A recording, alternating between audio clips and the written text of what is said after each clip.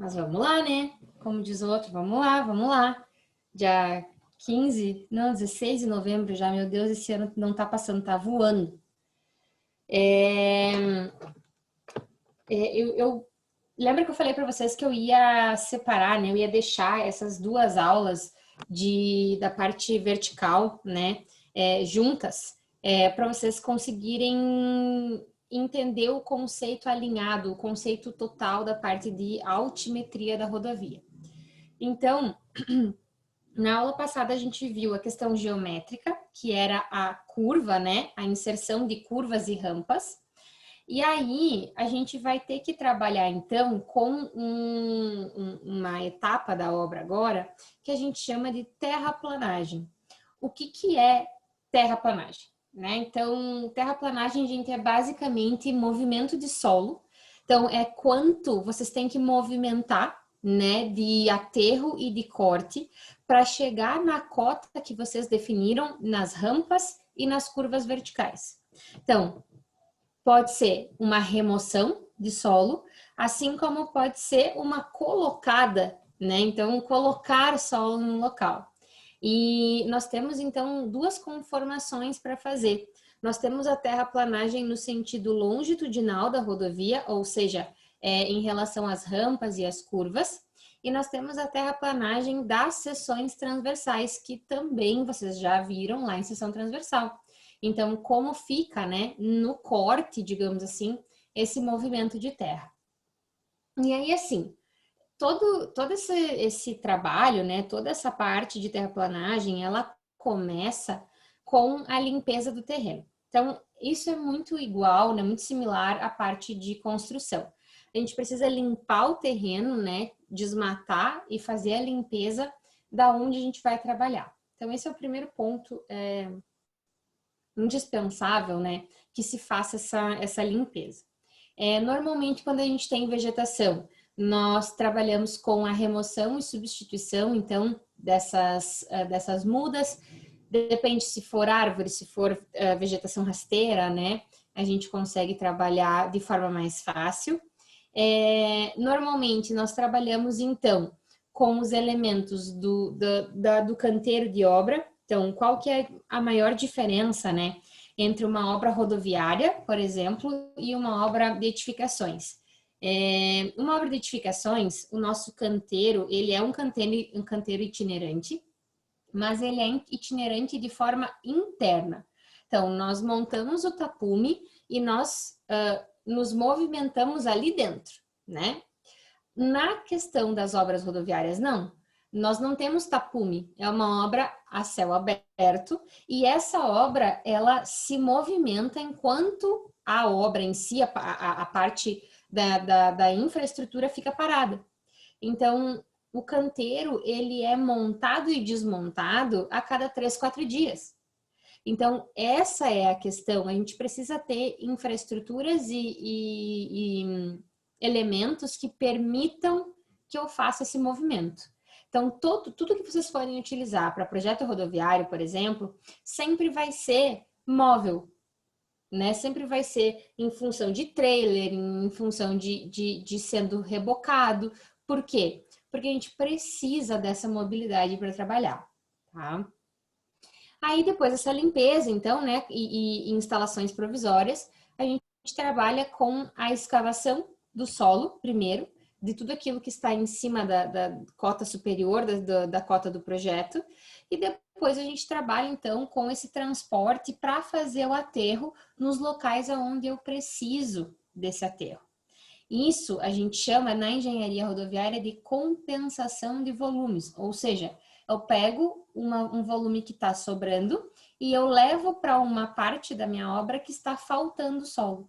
Essa compensação que a gente chama entre um ponto e outro, tá? Então, se faz a obra, né? Se faz ali o leito, se trabalha com a organização das camadas da base, subbase, etc. Se faz o revestimento e se fazem as obras complementares, que são as drenagens, com formação dos taludes e toda a parte de infraestrutura de apoio também, tá? Então, essa é a sequência lógica do projeto. Então, a terraplanagem, né, como que a gente trabalha com a medição, né? Então, tudo que for relacionado à terraplanagem, normalmente a gente trabalha em metros cúbicos, né? Então, para orçar, para fazer orçamento, nós trabalhamos com o custo de escavação, que nós temos em metro cúbico, o custo de transporte, que daí a gente relaciona metro cúbico com quilômetro transportado, e o custo de compactação, que a gente vai sempre trabalhar com metro cúbico de aterro pronto, tá? Por que a gente trabalha com metro cúbico de aterro pronto para compactação e não com metro cúbico normal de solo? O que vocês acham?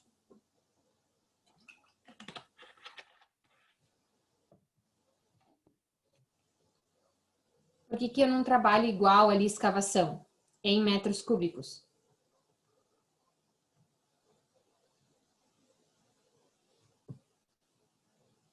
Me ajudem aí.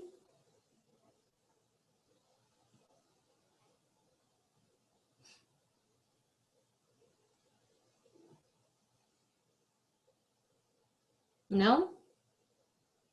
Ninguém tem nem ideia de por que eu compro ou pago, enfim, né? Faço trabalho com valores de compactação em metro cúbico de aterro pronto e não de aterro normal de solo?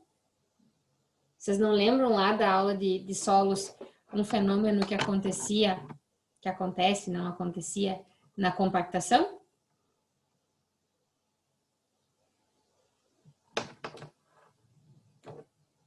Chamar o formigueiro, eu vou ficar bem feliz.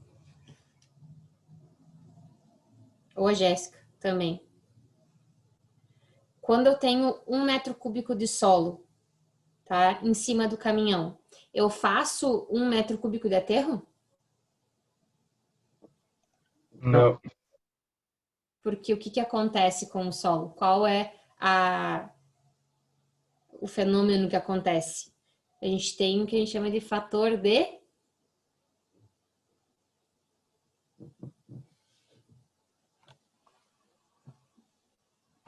empolamento.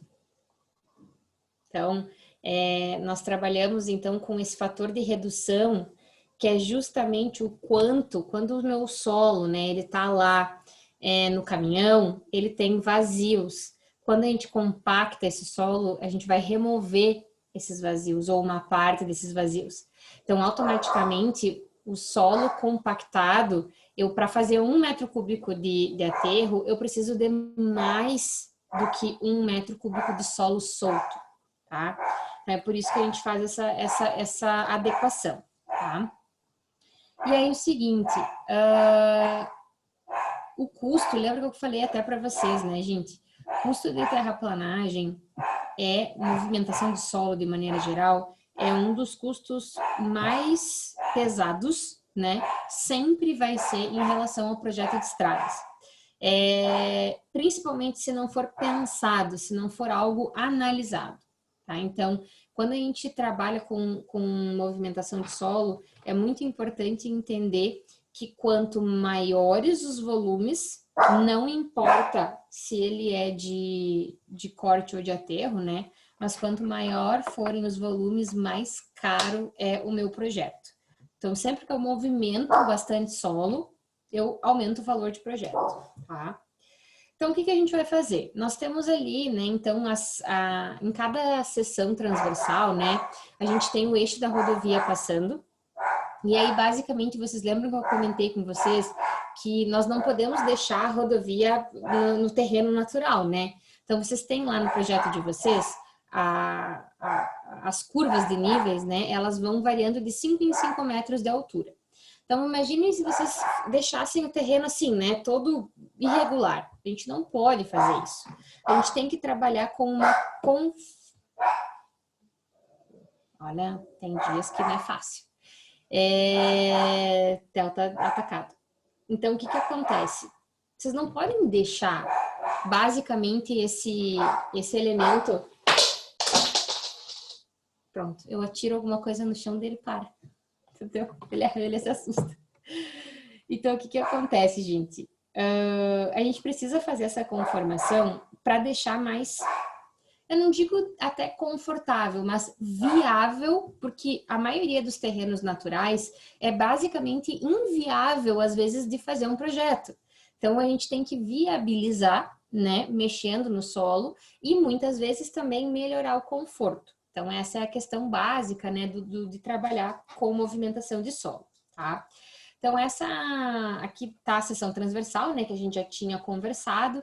Então, ela tem aqui, ó, pontilhado aqui embaixo, ó, tá a parte da plataforma, que é onde nós temos a nossa cota da rodovia, e o que está em cima é o terreno natural. Então, nesse caso, eu tenho uma seção que eu vou ter um corte, né, ou seja, eu tenho sobra de material, tá?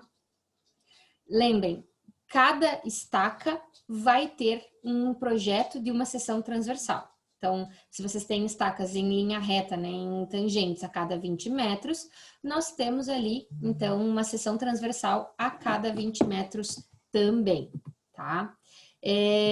Gente, assim, então, o que que acontece em relação a essa parte da seção transversal, estaca, etc, tá? Vocês precisam analisar no projeto de vocês, quem está usando o Civil 3D vai receber, todos vocês estão, na verdade, né? Então, não tem ninguém fazendo esse semestre no CAD. Então, vocês vão gerar esses PDFs das seções transversais, tá? Então, eles são gerados pelo programa. Aí vocês vão analisar, né? E vão apresentar todos eles. Isso é importante também para o projeto, para caracterizar o andamento da movimentação de solo de vocês, tá? Então, aqui eu tenho uma seção em corte, como eu já tinha mostrado para vocês, mas eu trouxe novamente. Uma seção em corte é quando a gente tem uma sobra de solo. Uma seção em aterro é quando eu preciso inserir solo na minha seção.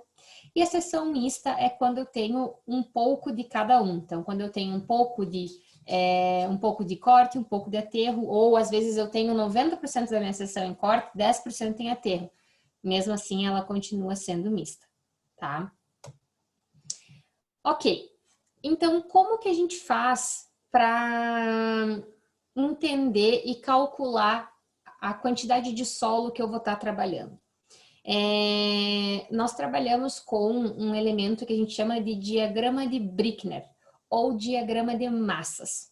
O que que esse diagrama faz, tá? Nós trabalhamos, então, eu vou passar por uma figura que eu acho mais fácil de mostrar e de vocês entenderem, tá? Depois eu volto para cá. Calma aí. Que eu quero uma figurinha que está aqui.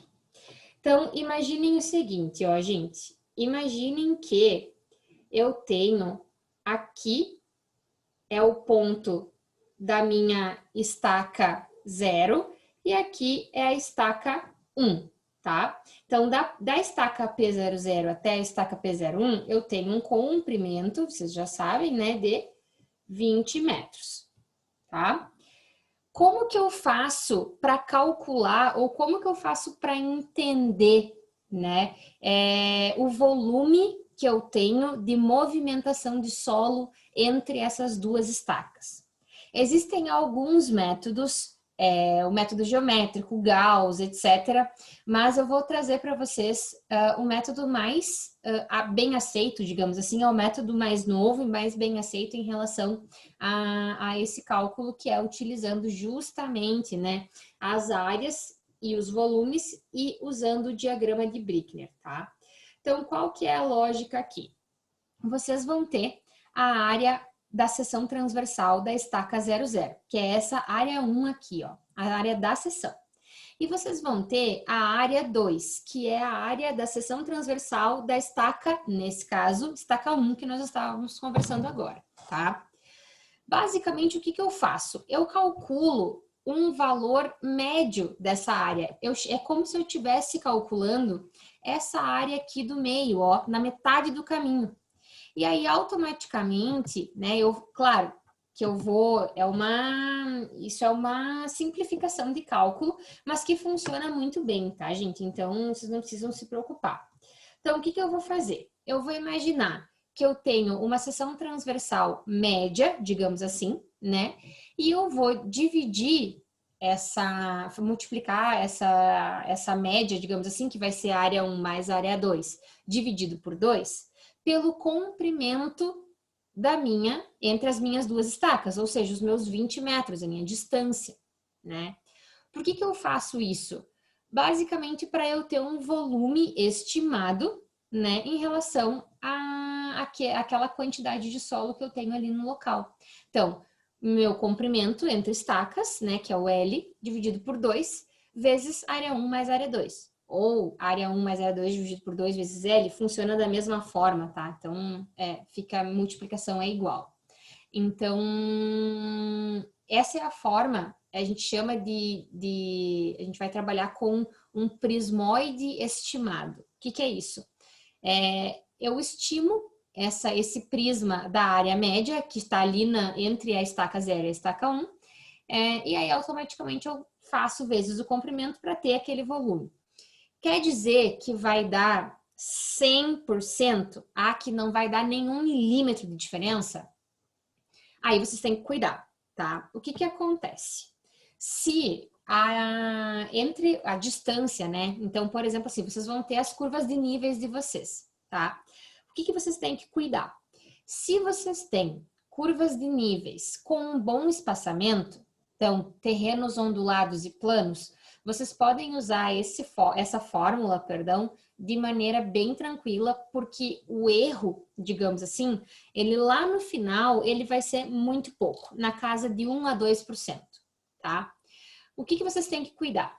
Terrenos montanhosos. Terrenos montanhosos, quando vocês têm uma curva de nível muito próxima à outra, o que significa isso? Significa que eu tenho uma diferença de altura, ou seja, a minha diferença, né, dos meus 5 metros ali das curvas de nível, estão em um espaço de terreno muito curto. Então, eu tenho muita variação de volume entre uma estaca e outra. Quando isso acontecer, aí vocês têm que fazer estacas intermediárias. Então, em vez de vocês terem estaqueamentos mesmo na parte reta, ou seja, em tangente, em vez de vocês trabalharem com estacas a cada 20, a gente tem que trabalhar com estaqueamento a cada 10 ou a cada 5 para conseguir fazer o cálculo correto da terraplanagem e não dar erro lá no final. Então, tudo isso é extremamente importante que a gente faça no final da rodovia, tá? Esse é o método que vocês vão utilizar. Os métodos antigos, o cálculo dessa área era feito de que forma? Olha só, gente, antigamente, quando não tinha programa de cálculo, os engenheiros desenhavam a seção transversal e dividiam essa seção transversal em áreas conhecidas, tipo quadrado, triângulo, etc., e faziam o cálculo à mão, tá? Então, pensa na trabalheira. Depois que vieram as calculadoras, se usava o método de Gauss, que era fazendo pontos x e y e fazendo uma matriz para trabalhar com vértices desses planos.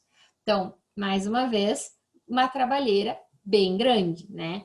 Então, para nós agora, o método simplificado, ele é muito mais simples. Só que nem eu comentei com vocês, vocês têm que só cuidar se o valor da média, que vai ser a área média, não for muito diferente da área 1 e da área 2, no sentido de que eu comentei com vocês agora, de ter muita variação de altitude em 20 metros, que é a distância padrão entre estacas. Se vocês tiverem dentro desses 20 metros, às vezes a gente tem ali 3, 4, 5 curvas de nível, né?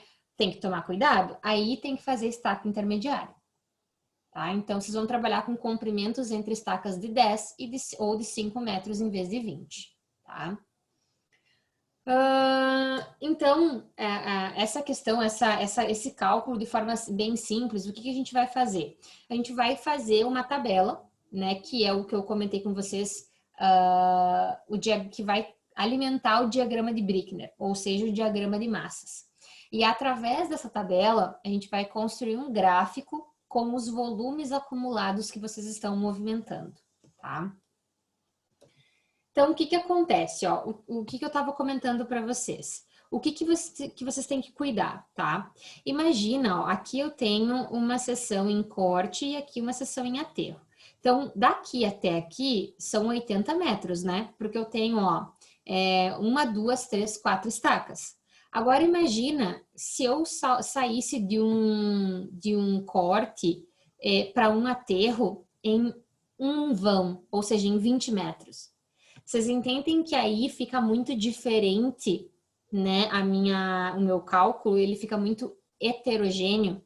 Aí eu teria que construir uma seção transversal aqui no meio para ter mais um ponto de dados ali para fazer a seção transversal e, consequentemente, calcular os volumes acumulados, tá?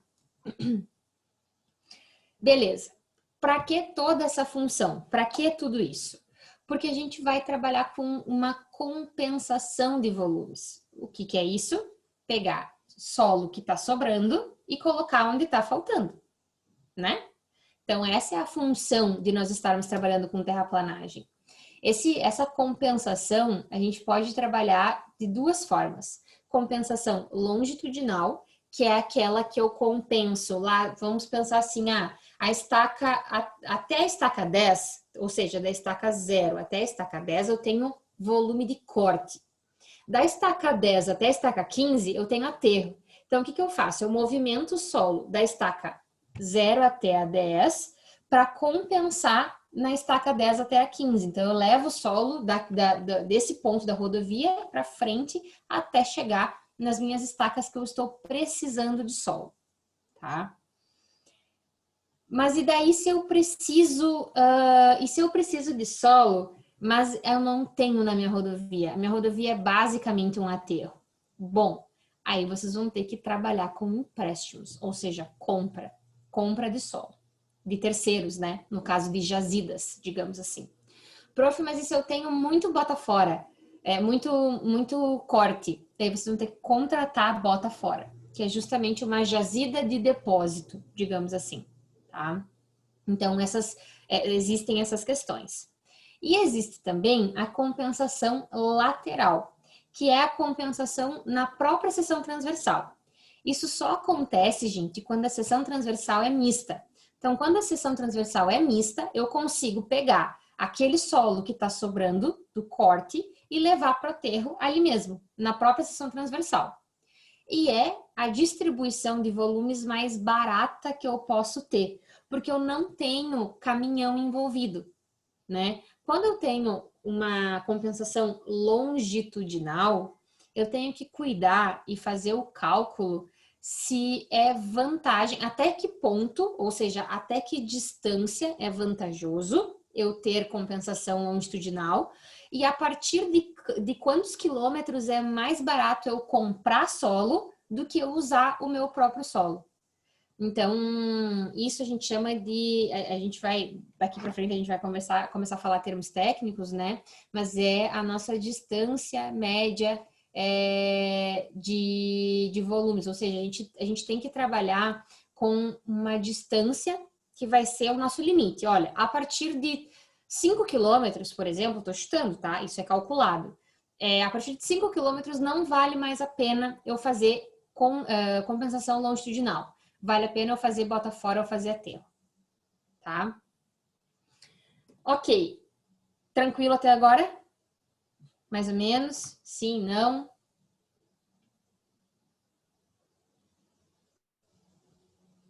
Tá dando para entender? Tá tranquilo, prof. Então tá. Tá, e daí é o seguinte, só que daí vocês têm que lembrar uma coisa.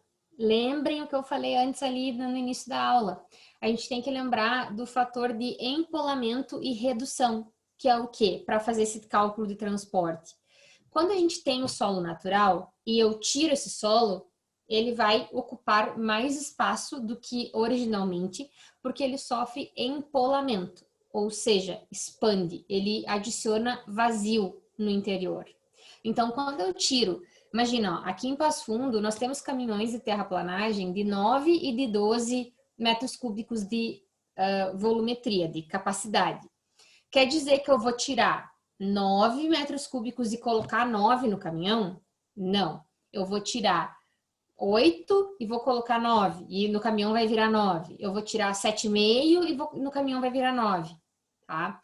Isso é o empolamento do solo. Tá? E da mesma forma, existe o mesmo fator ao contrário, que é o fator de redução. Então, quando a gente tem ali no caminhão, eu tenho os meus 12 metros cúbicos do caminhão, ou 9 metros cúbicos do caminhão. Quando a gente vai compactar, né, se eu pegar o solo, né, natural e trabalhar com a compactação, ele também reduz, tá? Mas se eu estiver calculando de solo comprado, é pior ainda, porque o solo comprado, ele sofreu uma expansão e ele vai reduzir. Então, a diferença vai ser maior ainda. Para vocês terem uma ideia, eu fiz um aterro numa obra nossa que deu a redução de 47%. Ou seja, imagina a quantidade de vazios e assim, tinha gente contando, eu tenho câmera na obra, então tava lá contando caminhão por caminhão, o caminhão vinha abarrotado. Só que qual que é o problema? O fator de empolamento do solo original era muito alto, então ele expandiu muito. E automaticamente, porque ele expandiu muito, quando eu fui compactar, ele virou em nada. Então, o meu cálculo do meu aterro, que eu considerei X, né? Normalmente a gente tem lá 30% de redução, foi para 47%, entende? Então, foi 50% a mais. Isso a gente tem que cuidar muito. Como que a gente vai analisar isso?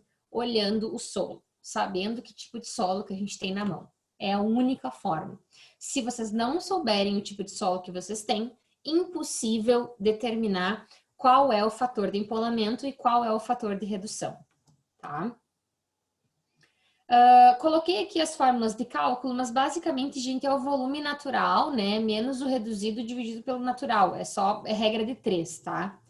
O que eu preciso que vocês entendam é esta regrinha. Cadê meu desenho?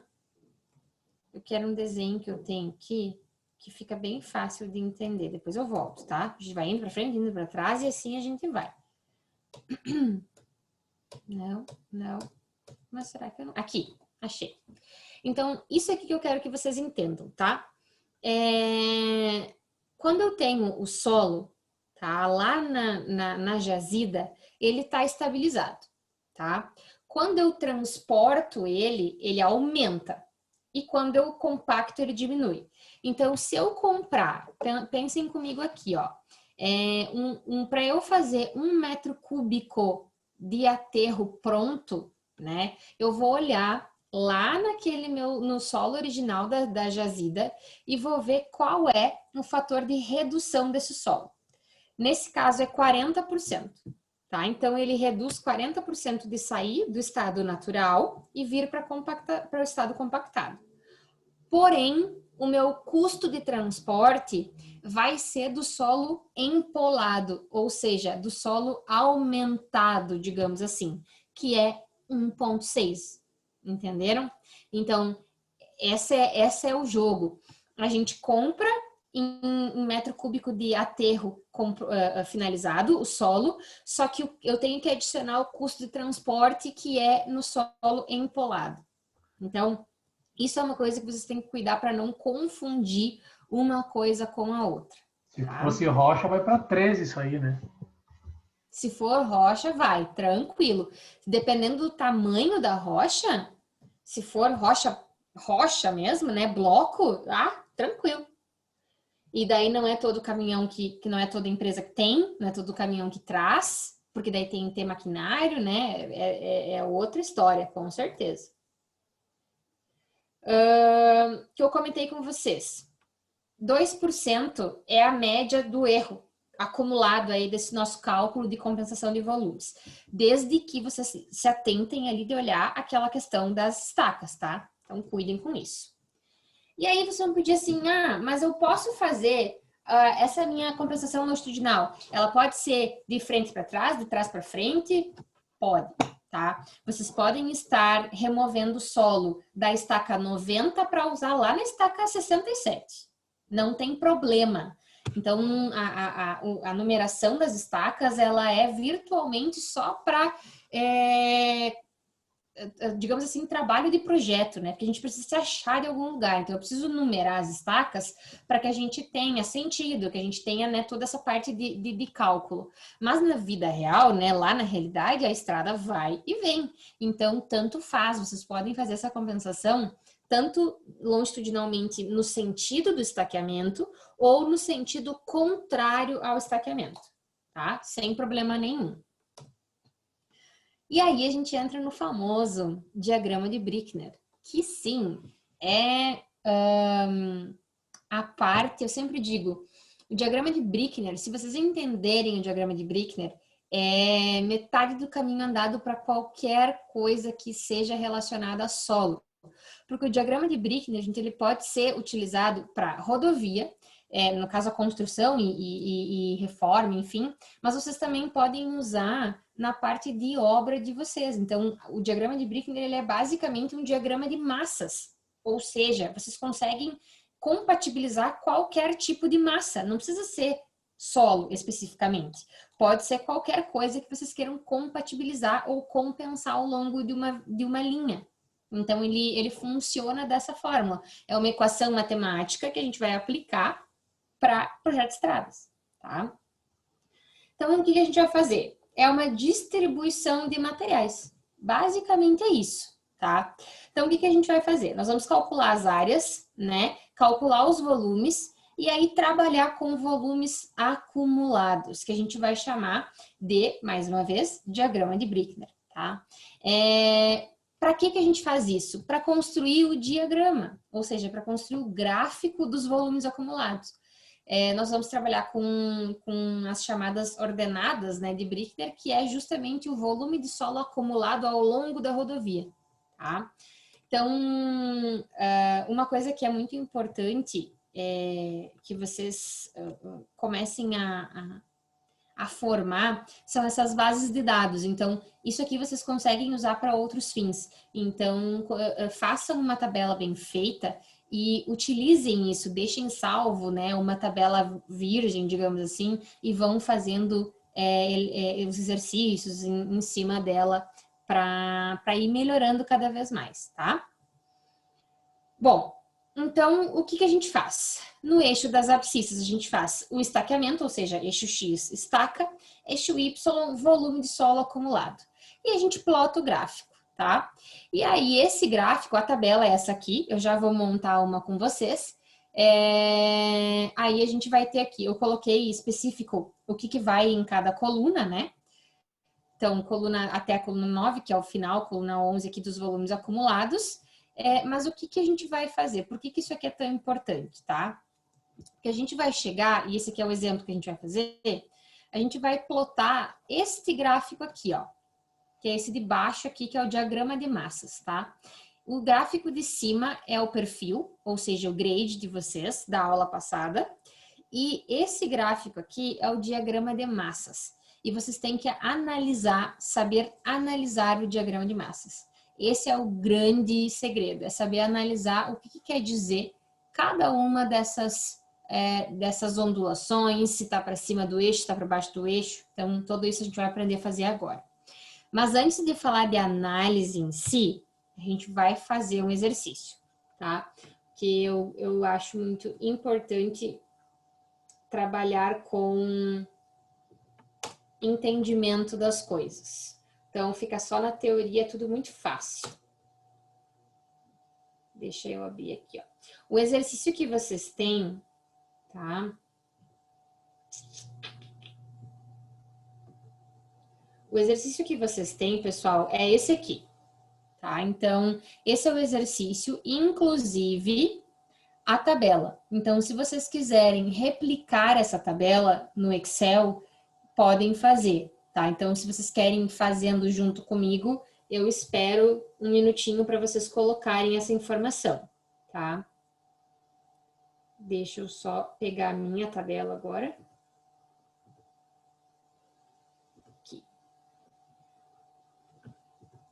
Aonde que tá a tabela, prof? Não, eu postei no Ava o PDF. Ah, tá. A tabela eu queria que vocês fizessem junto, já que vocês estão no computador, né? Mais fácil. Aí, fica mais... fica gravado.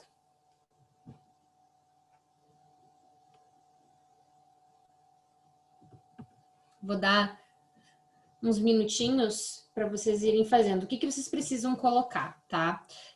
Vocês precisam colocar o número das estacas. Então, aqui nós vamos fazer o cálculo da estaca 100 até a estaca 105, tá? E aí, vocês vão pegar lá mesmo no software mesmo, né? Na seção transversal de vocês vão pegar a área de corte e a área de aterro, tá? Então, vocês precisam ter gerado, né, a seção transversal para conseguir essas informações, tá? E aí, o seguinte, o que vocês precisam fazer? Primeira coisa, gente, olha só, pensem comigo. Nós precisamos definir ou entender qual é o fator de homogeneização. O que é isso? É o fator justamente que... Deixa eu aumentar um pouquinho aqui. É o fator de correção do aterro. Ou seja, quando eu faço um corte do meu solo, ele vai reduzir, quando eu usar para fazer o aterro, ele vai sofrer uma redução, né? Então, eu preciso descobrir esse fator da homogeneidade. No exercício de vocês, é 1,4 esse fator da homogeneidade.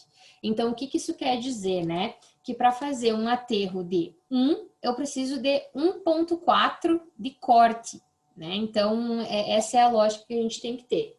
Então, nesse caso, olha só, a área de aterro, na verdade, eu tenho que aumentar ela 40%, porque eu preciso de mais 40% do valor que está aqui, que é o valor da figura, para conseguir esses 3,34% de aterro. Então, vocês vão vir aqui e vocês vão colocar o 3,34 vezes o fator de homogeneidade, que no caso desse exercício é 1,4, tá? Beleza. Aí vocês podem o quê, ó? Só arrastar a planilha aqui, ó, que ele já vai pegar automático para vocês. Aqui é 0, então é tudo 0, tá? Então, na verdade, para que eu consiga fazer um aterro de 3,34 metros cúbicos, eu preciso considerar, né, 4,68 metros cúbicos de solo, senão eu não consigo fazer esse aterro, vai faltar terra, tá? Então, a primeira coisa que a gente vai fazer é justamente isso aqui. Eu espero um segundinho enquanto vocês vão copiando. Estão fazendo a... Opa, desculpa. Eu tô com 2 computadores, daí eu me perco inteiro.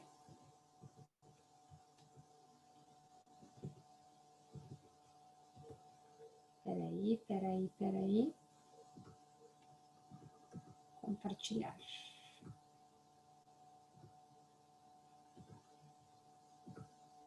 Pronto.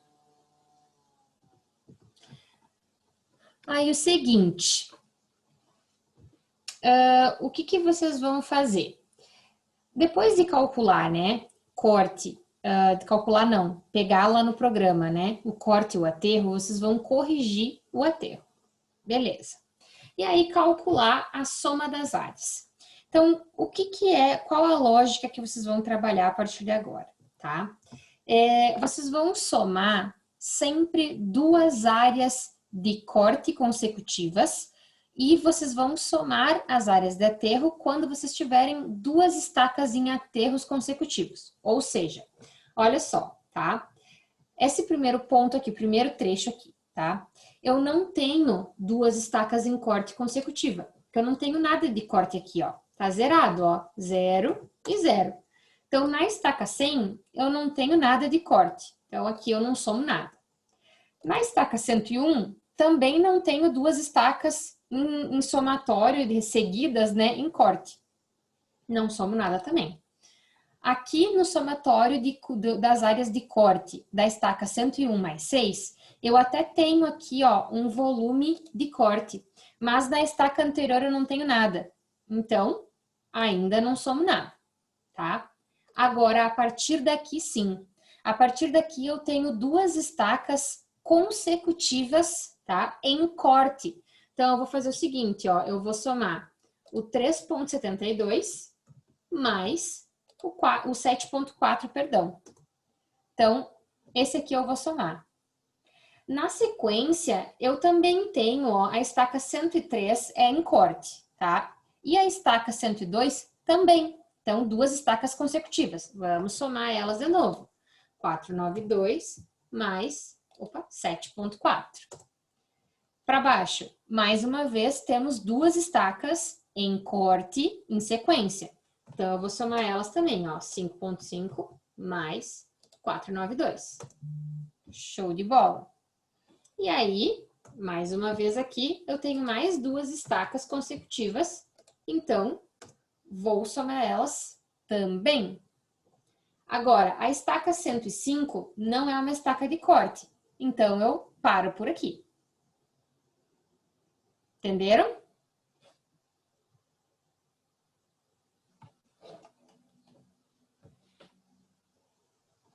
Sim, não, não, sim. Tá dando para entender? Não tá?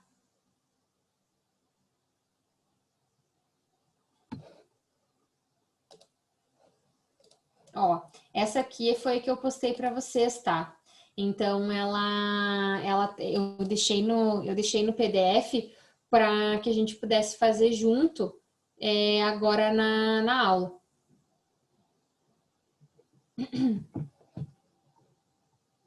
Deixa eu voltar aqui.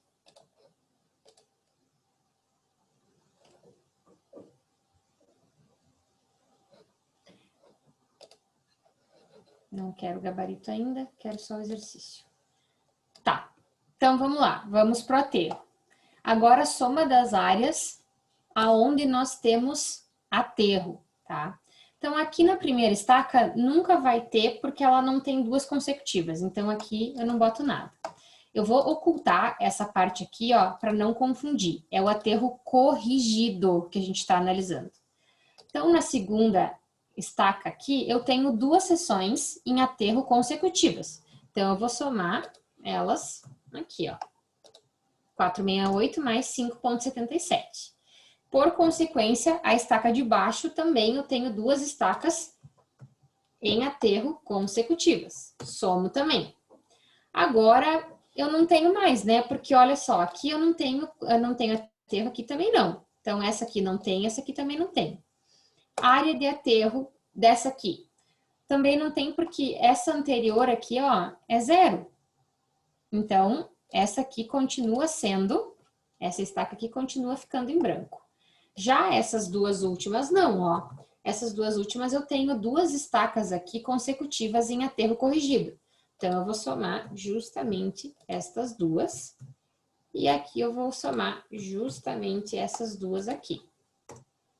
Então, o somatório das áreas vai ficar nesse formato aqui, ó.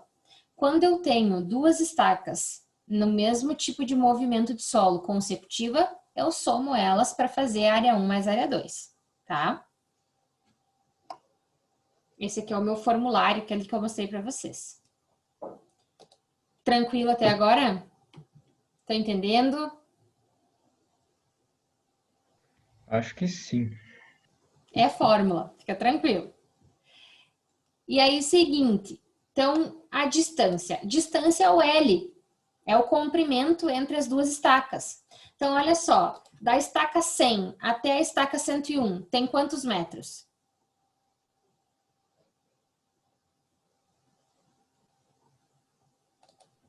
20? 20, né? Então, ó, da estaca, a primeira linha, pessoal, é sempre zero, tá? Que ela não... Vou deixar aqui. Aí, pronto. Não quero. Esse aqui. 20. Beleza. Da estaca 101, a estaca 101 mais 6, eu tenho quantos metros?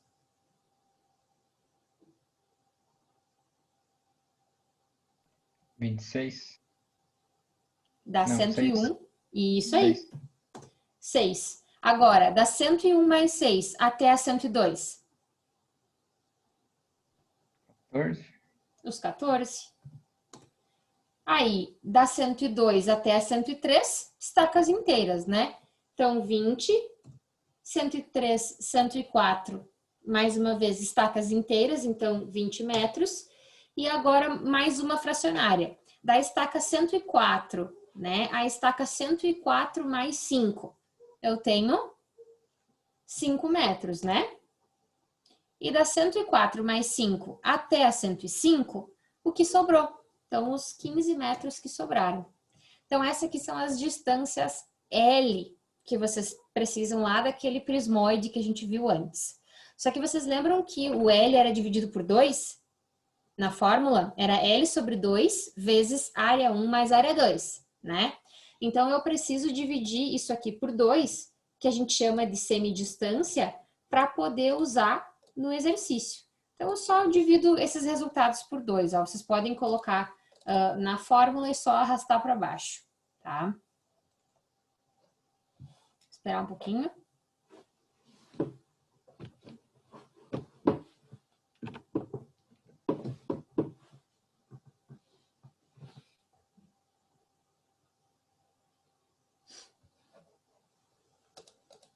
E essa parte aqui, ó, a distância eu também já vou ocultar, tá?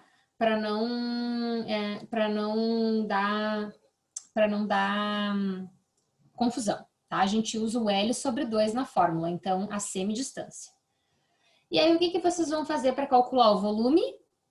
A1 mais A2 vezes L sobre 2, ou seja, as áreas, né, vezes L sobre 2.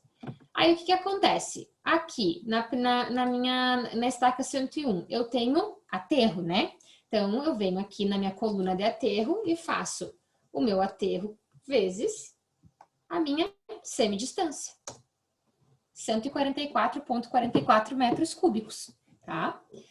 Agora, a estaca 101 mais 6. Mais uma vez, eu tenho somente aterro.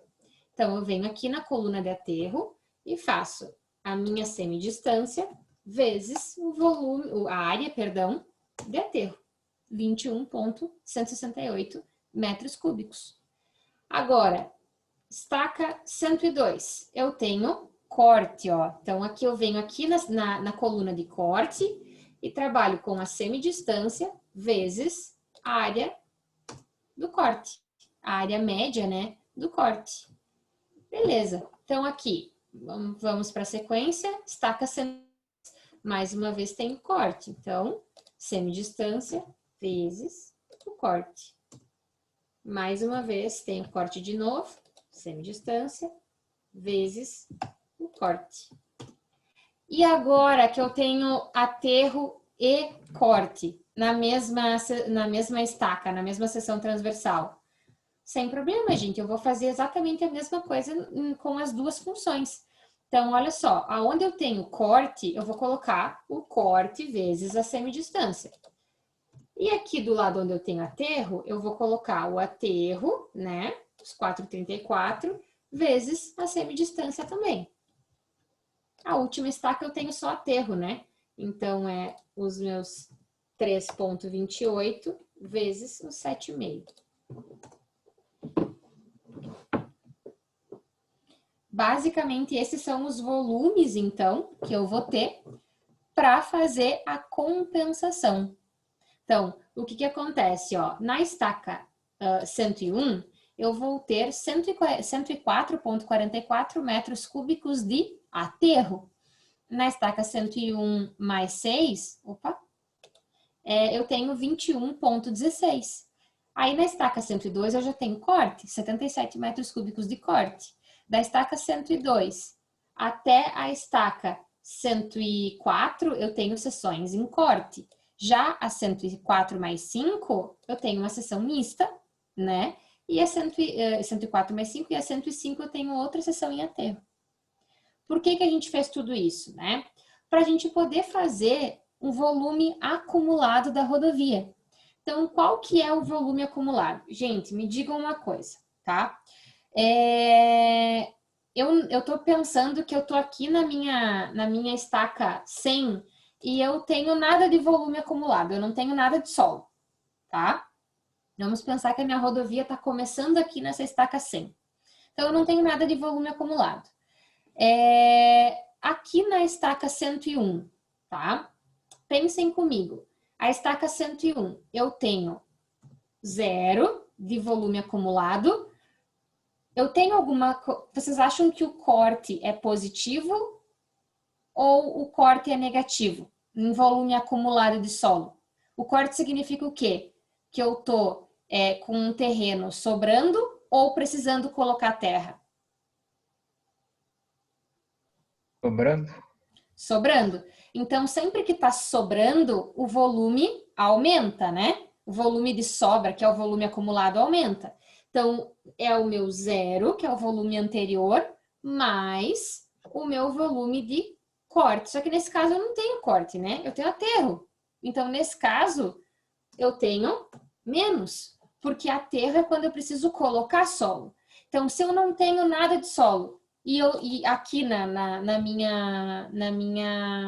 em volume acumulado, né? O que eu tenho que fazer? Ou eu vou ter volume acumulado para frente, que eu posso trazer, né, para a estaca anterior, aqui para 101, ou eu vou ter que fazer um empréstimo, né? Então, aqui vai ficar negativo. Menos 104. Então, o meu volume de acumulado, ele vai começando a variar conforme o volume de solo que eu tenho em cada estaca. Tá. Então, aqui na estaca 101 mais 6, mais uma vez, ó, eu tenho a estaca anterior, e aí eu tenho mais 21 metros de aterro, ou seja, preciso menos 21,16, ou seja, agora eu tenho um volume acumulado negativo de 125 metros cúbicos, ou seja, eu preciso de 125 metros cúbicos de solo para colocar na minha rodovia. Aí, volume compensado, então, aqui, ó, menos 125. Ah, eu cheguei numa seção de corte aqui, ó. Então, aqui na estaca 102, eu tenho 77 de corte, 77 metros cúbicos de corte. Aí, o que acontece? Corte é sobrando solo, né? Então, mais 77. Olha, agora eu só preciso de 47, né? Para fazer os meus aterros aqui das primeiras duas estacas. Então, mais uma vez, e assim a gente vai indo, ó. Aqui, próxima estaca, estaca 103, é corte de novo. Então, mais 123. Beleza, ó, já deu positivo. Ou seja, eu já tô com o solo sobrando. Agora eu preciso, se eu não achar onde colocar esse solo na própria rodovia, eu tenho que colocar ele num bota fora, tá? Compensação aqui, mais 104, ó, porque é um corte de novo. Então, tá sobrando essa quantidade de solo. E agora, na estaca 104 mais 5 metros, eu tenho 14,575 metros cúbicos de corte e 10,85 de aterro. Isso é uma seção mista. Então, antes de eu compensar longitudinalmente, eu sempre vou compensar lateralmente. Por quê? Porque para mim é muito mais barato compensar na própria estaca do que fazer essa compensação longitudinal. Então, neste caso, né, eu tenho a compensação lateral, pensem comigo, tá? Se eu tenho 14 de corte e 10 de aterro, tá sobrando ou tá faltando solo para entrar no volume acumulado? É positivo ou negativo o saldo dessa estaca?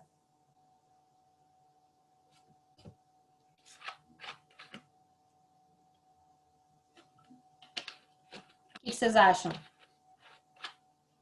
Corte é positivo ou negativo? Tá sobrando ou tá faltando? É positivo, eu acho. Corte é positivo.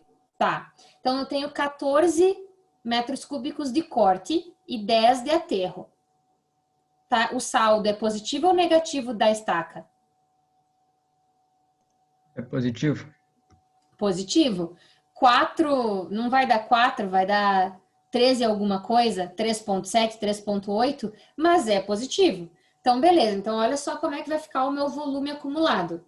Meu volume acumulado vai ser o 180, que é o que eu tinha, né, antes, mais os meus 14, porque eu tenho, de corte, porém menos os meus 10 que eu estou usando na própria estaca.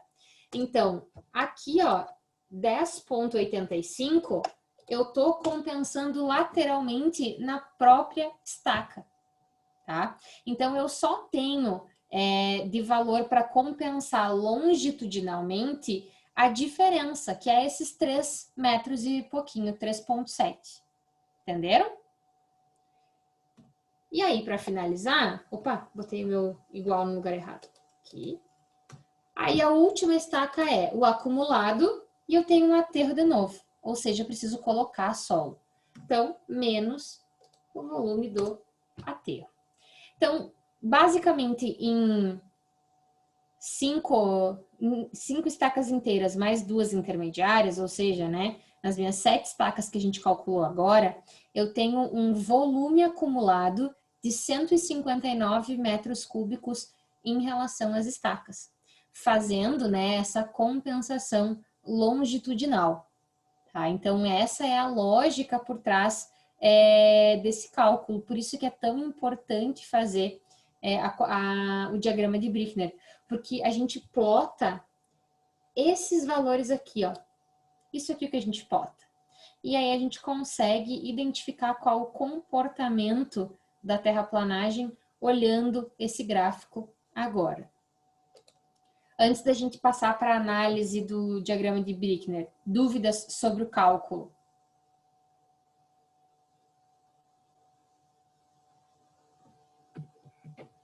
Não entenderam alguma parte? Sim, não, não, sim. Vocês estão muito quietos. Isso é importante. Não, acho que tá bem tranquilo essa parte aí, prof. Não Que eu é, achei não, pelo menos. não são cálculos, com o Excel vocês vão se virar super bem. É mais a questão de entender, né, principalmente essa questão do final aqui, de quando é mais, quando é menos, quando é volume, quando, né, aterro, quando é corte. Isso é o mais importante. De resto, eu tenho certeza que vocês tiram de letra a parte do cálculo, porque é mais simples. Né? Então, não tenho dúvidas que vocês conseguem resolver. É mais a questão mesmo da teoria por trás, tá? Bom, deixa eu voltar aqui, então.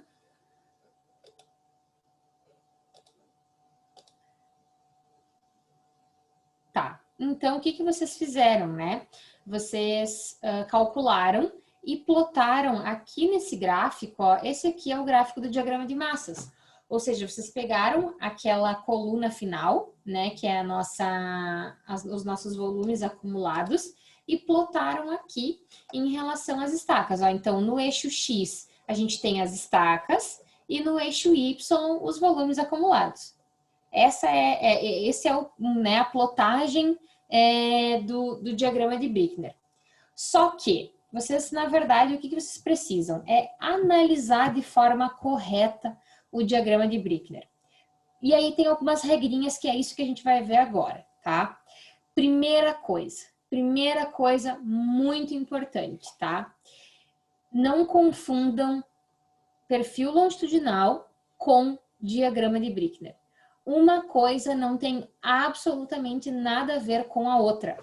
É da mesma rodovia? É, mas elas representam coisas completamente diferentes. Então, cuidem para não confundir as duas. O que está em cima nessa figura é o diagrama de Brickner e o que está embaixo é o grade, ou seja, o perfil longitudinal, tá?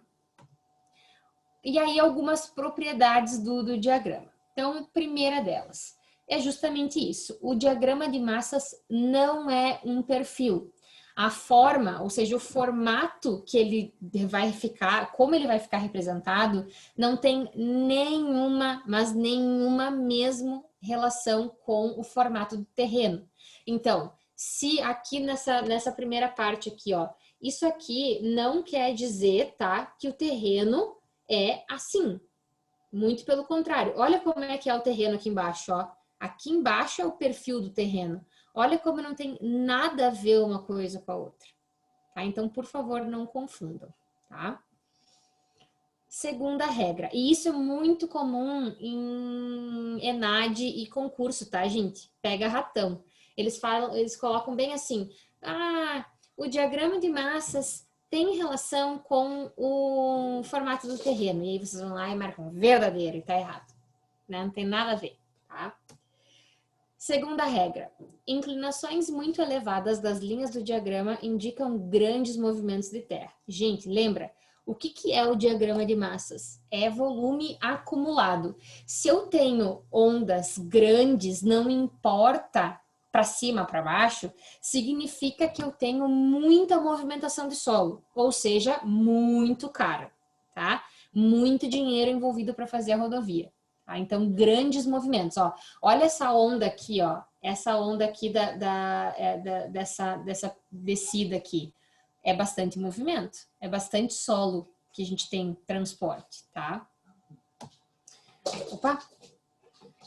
Todo trecho ascendente do diagrama corresponde a um trecho de corte ou predominância de cortes no caso de seções mistas. Então, tudo que for ascendente é corte. Então, o que quer dizer isso? Ó, aqui, ó, deixa eu pegar o mouse. Daqui, ó, tudo que for ascendente, então não precisa ser acima do eixo X, tá? Tudo que for em direção para cima. Então, aqui o que acontece, ó? Aqui, daqui até aqui, ó, nós temos corte e daqui até... Olha! Horrível isso aqui. E daqui até aqui, nós temos corte também. Ou seja, seções transversais que ou são 100% corte ou são predominantemente corte quando elas forem mistas, tá? Então, essa é a terceira regra. Da mesma forma, todo trecho descendente corresponde a um trecho em aterro ou de aterro, tá? Ou, se for seção mista, que o volume predominante é aterro, tá? Então, daqui, ó, desse ponto aqui até aqui embaixo é um grande aterro, tá?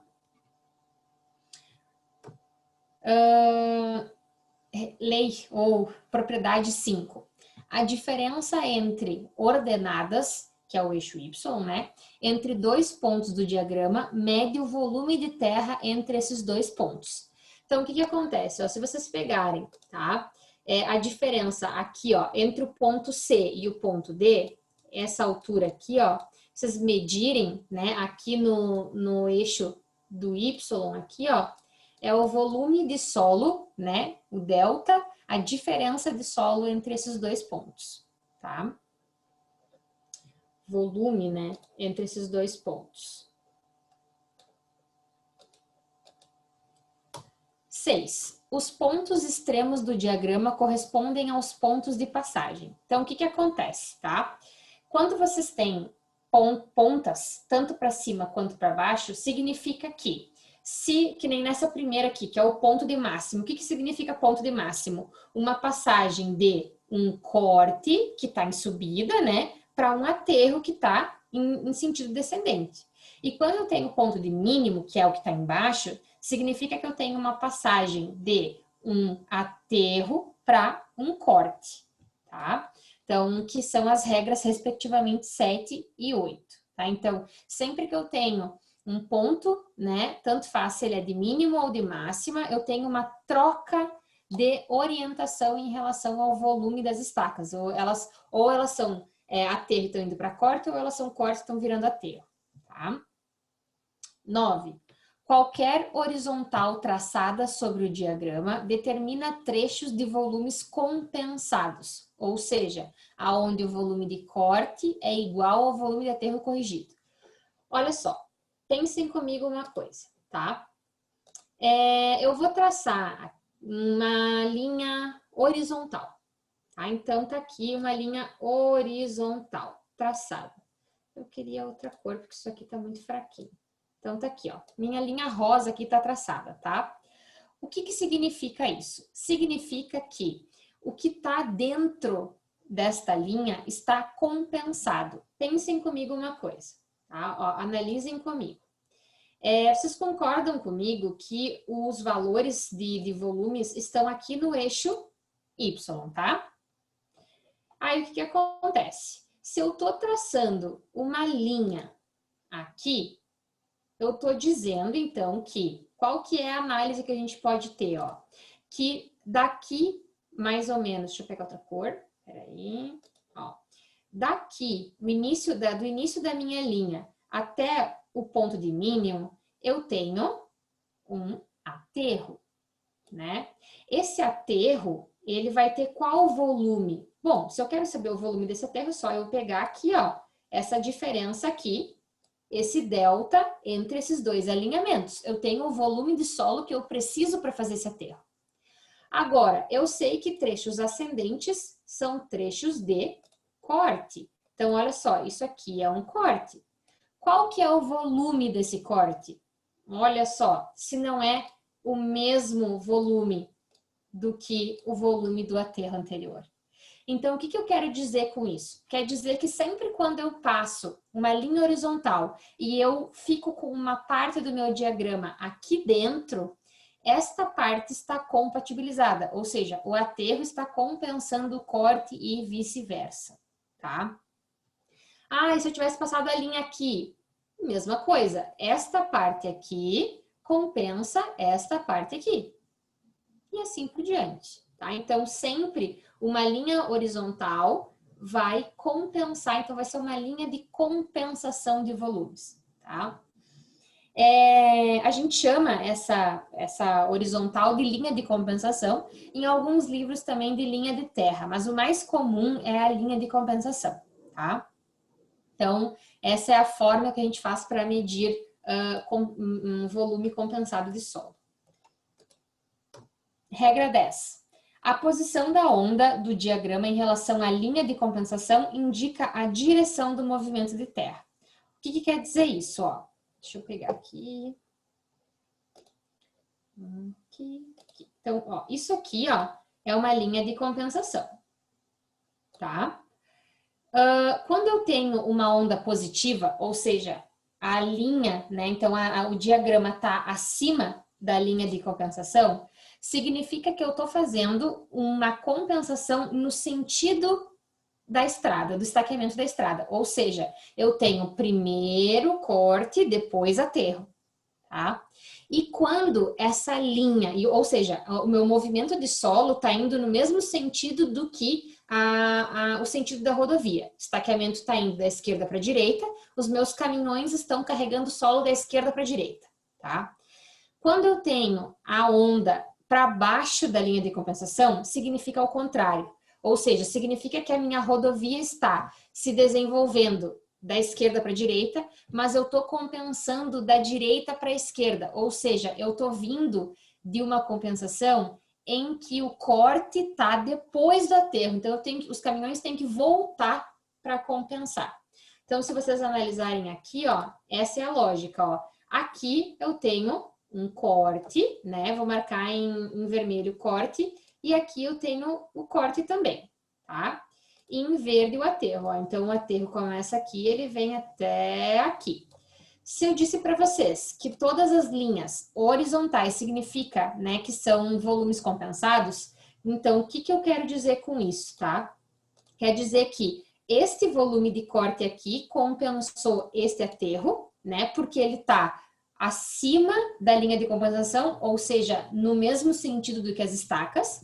Já esse aqui tá para baixo, né? Então, o sentido de compensação é ao contrário do sentido de estaqueamento. Ou seja, o corte compensa para trás, tá? Compensa o aterro que está atrás dele, antes dele, tá? São as ondas positivas e as ondas negativas. Tranquilo?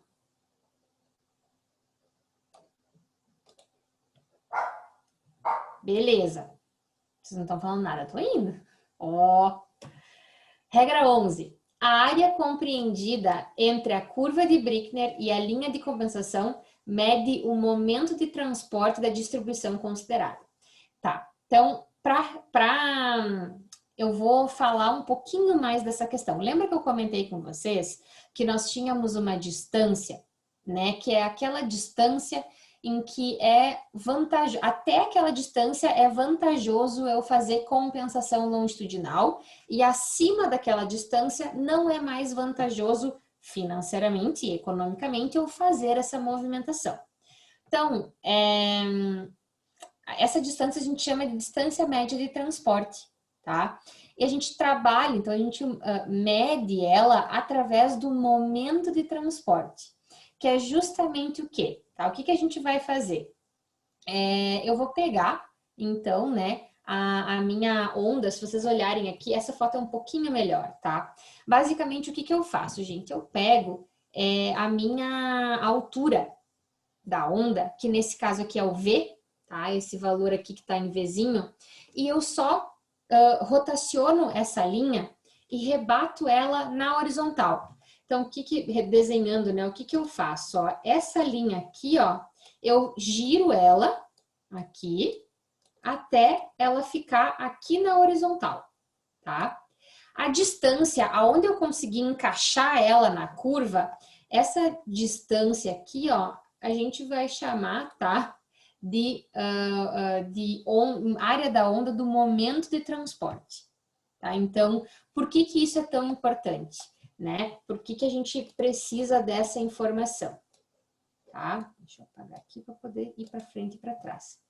Por que isso aqui é tão importante, essa distância aqui, ó, que é relativa ao momento de transporte?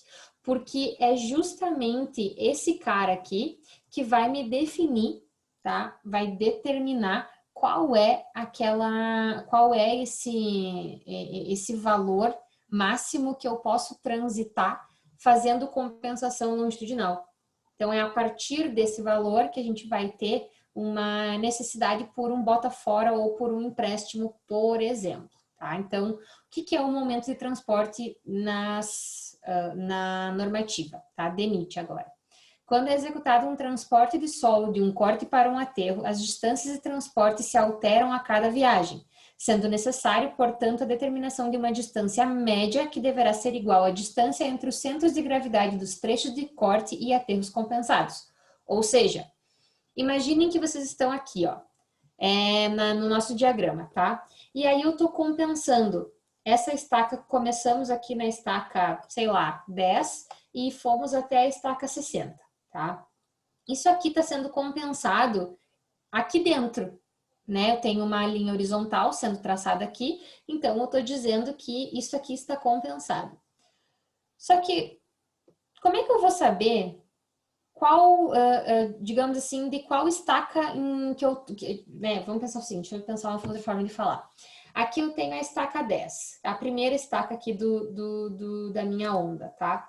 Como é que eu vou saber para qual estaca que eu tô indo com esse solo? Eu sei que é a partir daqui, né? Então, a partir daqui eu tenho aterro, então ela vai andar daqui para cá. Mas eu não tenho como saber exatamente a distância, porque vocês concordam comigo que eu tenho muito mais estacas de corte e muito menos de aterro. Então, essa distância aqui não é uma distância linear, não é sempre igual, tá? E é por isso que a gente tem que calcular essa distância média de transporte, que como o próprio nome diz, né, é um valor mediano para que a gente possa ter um tipo de base, gente, porque senão a gente não consegue, né, ter base nenhuma de cálculo, tá? Então, a gente pega a parte vertical e rebate para chegar aqui na horizontal, né? E aí, o que a gente vai fazer? O cálculo, para que a gente serve, né? Para calcular a distância econômica de transporte, que é justamente o que eu estava comentando para vocês. É a distância crítica para o qual o custo da compensação longitudinal é igual ao custo do bota fora mais o custo do empréstimo. Então, não vale a pena fazer compensação, vale a pena eu fazer um bota fora do que está sobrando e pegar um empréstimo do que está faltando, ou vice-versa, do que ficar transitando com esse solo ao longo da minha rodovia, tá? E como que a gente calcula essa distância econômica de transporte? Bom, né, a gente vai ter justamente o cálculo aqui do momento, né? Então, a gente vai ter o momento de transporte e essa aqui é a distância média, ó. Então, a gente vai ter o volume, é só dividir um pelo outro, tá? Então, de forma bem simples, na verdade. O que a gente vai fazer? Para que serve tudo isso? Para a gente entrar com os custos, né? E assim, isso aqui, gente, só para, né, deixar bem claro, nem estava na ementa, mas eu gosto de explicar o porquê, aonde que vocês vão usar. Então, são duas formulazinhas bem simples, que são essas que eu trouxe aqui nos slides para vocês. Então, o que a gente faz na vida real no projeto, né? Se calcula o custo de compensação longitudinal e o custo de bota fora mais empréstimo, tá? E se iguala as duas coisas. Então, a gente vai ver qual custa mais caro. Então, o custo de compensação longitudinal vai ser o quê? O volume transportado, né? Vezes o custo da escavação, que daí esse é um valor valor por metro cúbico, né? Mais uma vez, o volume transportado, vezes a distância média de transporte, vezes o custo do transporte. Então, vocês vão ter o custo de compensação longitudinal. Por consequência, o custo de bota fora mais empréstimo é o volume, né, transportado, vezes o custo da escavação, mais o volume vezes a distância média para bota fora, vezes o custo de transporte, mais o volume vezes o custo de escavação, vezes a distância média para empréstimo. Então, esse é o custo que vocês vão comparar um com o outro, tá? Se der o valor de custo de compensação longitudinal for maior, automaticamente não vale a pena fazer compensação longitudinal. Vale a pena fazer o quê? Bota fora mais empréstimo. Então, é para isso que serve o momento de transporte, para a gente poder fazer esse cálculo aqui, tá? Então, quando vocês igualam o C1 igual a C2, o que a gente tem, né? O da distância econômica de transporte vai ser o quê? A distância média para bota fora, mais a distância média para empréstimo, mais o custo de escavação dividido pelo custo de transporte. Tá pronto. Essa é a nossa fórmula, né, de distância econômica de transporte. Acima disso, acima dessa distância que está aqui no slide, vocês devem fazer empréstimo e bota fora e não trabalhar mais com compensação longitudinal, tá? É que eu coloquei um exemplo para vocês, ó. Então, para uma determinada obra de terraplanagem, tem-se que o custo de escavação é 2,60 por metro cúbico, o custo de transporte é 1,30 por metro cúbico, a distância média de bota fora é 200 metros e 300 metros para a distância média de empréstimo. Então, qual que é a distância econômica de transporte? 2,5 quilômetros. Ou seja, sempre que a minha distância econômica, né, que é aquela parte horizontal do gráfico, for maior que 2,5 quilômetros, não vale a pena fazer compensação longitudinal. Vale a pena fazer o quê? Empréstimo e bota fora. Tá? Então, sempre nesta forma que vocês vão trabalhar. Entenderam? Sim, não, mais ou menos. Prometo que está acabando de informação.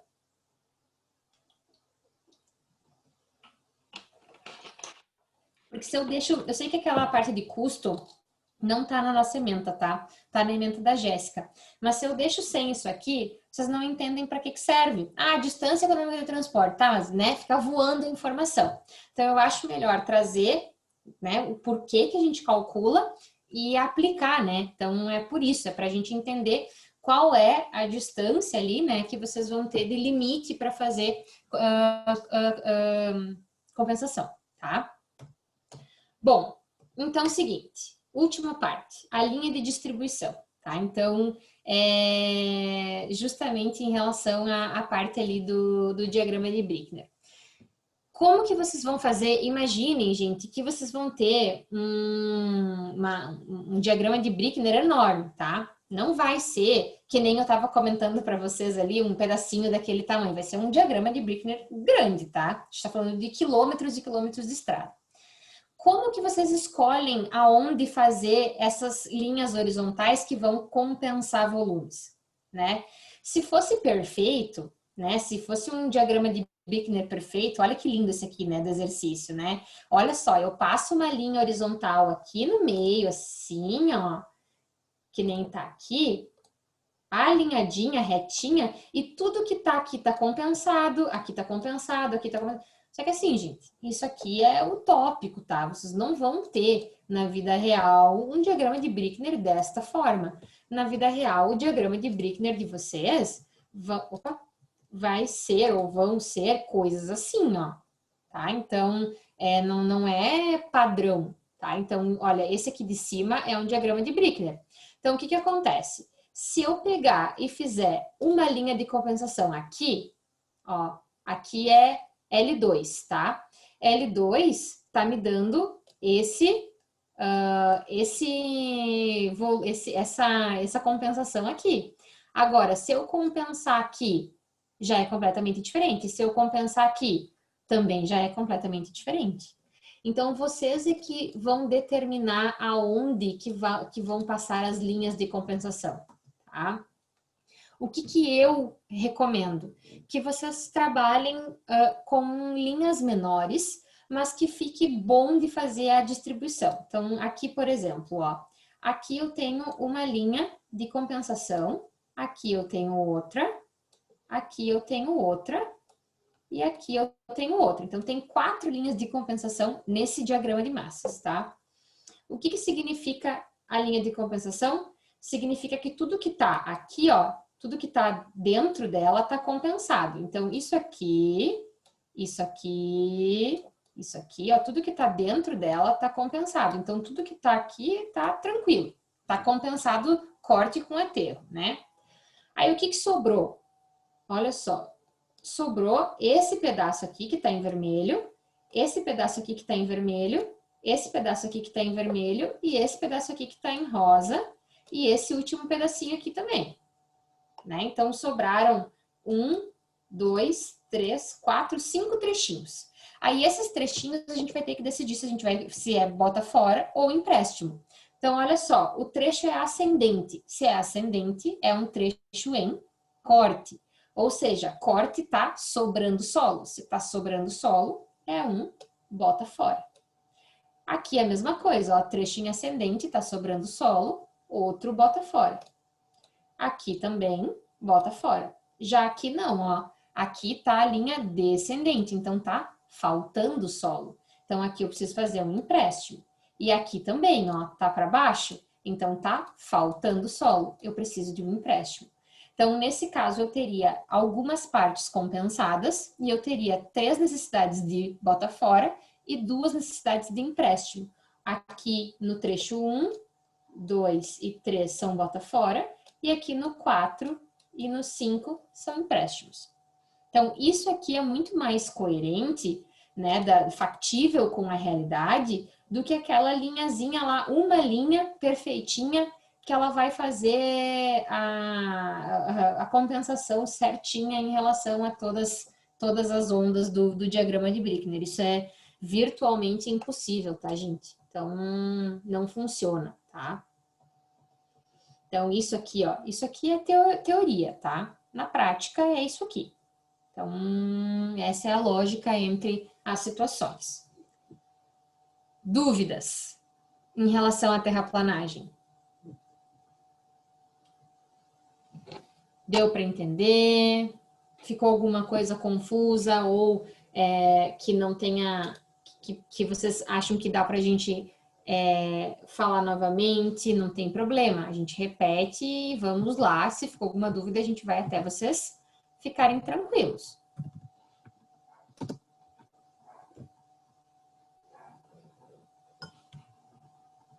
Deu para entender essa última parte?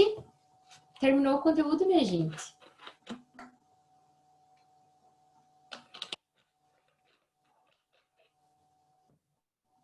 Enquanto eu vou abrindo a chamada aqui.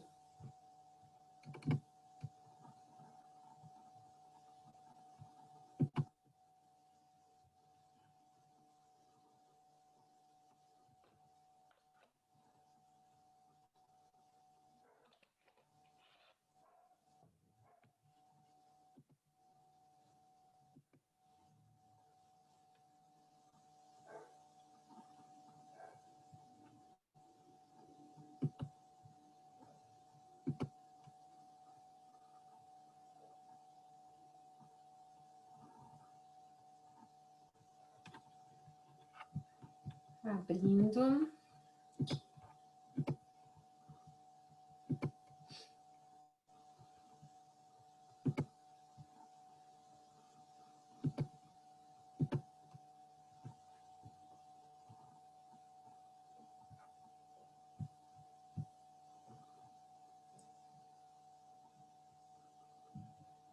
Beleza, vamos lá. Alexandre. Aqui. Arthur. Não. Bianca. Aqui. Cindy. Não. Daniela.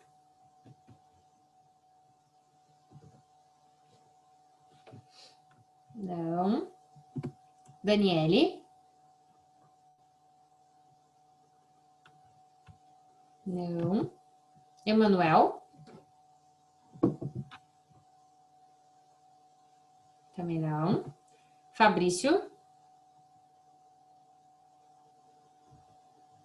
Jesus, cadê o povo? Felipe. Gláucia. Tô aqui, prof. Prof, a Cindy também estava na aula, só que ela saiu um minuto, acho que ela não voltou ainda. Então, diga para ela voltar. Sim, eu vou falar. Gustavo. Aqui. Henrique Foltz. Eu. Henrique Haneke. Ivan. Aqui, professor. Jerônimo. Não. Aqui. Eu tô aqui, Opa. caiu a aula. Ah, não, desculpa. Oi, pera.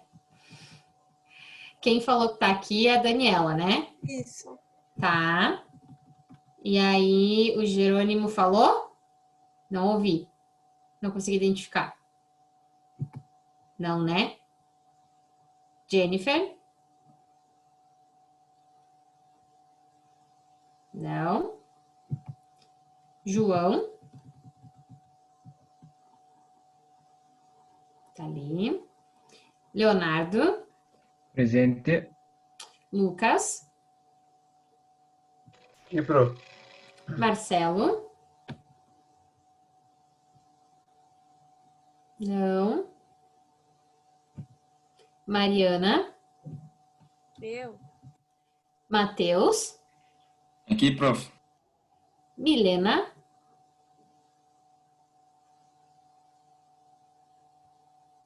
Não. Tainara? Aqui, Pro. Thaís? Aqui. Wagner? Presente. E Vinícius. Aqui, prof. Beleza, então eu tenho aqui... Oi? Eu tô aqui. Eu quem? Me ajuda. Ah, tá bom. Então, deixa eu ver aqui. Arthur, Daniele, Emanuel, Fabrício, Henrique Haneke, Jerônimo, Jennifer, Marcelo, Milena e Rafael. Ninguém me deu oi no chat, então eu vou salvar.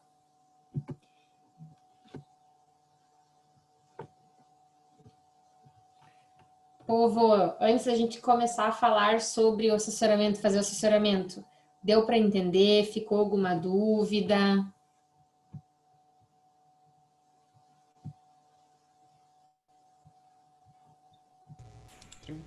O exercício que tem que entregar de terraplanagem é esse de hoje, então? Isso. Tudo bem? Tá. Este mesmo. Eu não sei, pessoal, se vocês querem que eu poste alguns exercícios de revisão para vocês fazerem em casa, estudar, não sei se vocês querem ou não. Eu acho Me que avisa. seria bom, prof. Daí eu posto, só a gente não consegue... prof. Hã? É teórica ou prática a prova? Isso, teórico-prática. Aham. Isto aí. Daí vocês conseguem fazer com calma, né? E ver se tá tudo bem, tá tudo... Estão entendendo, né? Se não ficou... Deixa eu só abrir aqui. Olha, eu tenho, então, que hoje são os grupos ímpares. Então, tem o grupo 3, o grupo 7, o grupo 5 e o grupo 1 para fazer o assessoramento. Quem que começa? Eu vou pausar a gravação para a aula não ficar muito longa. Quem que vai começar a fazer o assessoramento?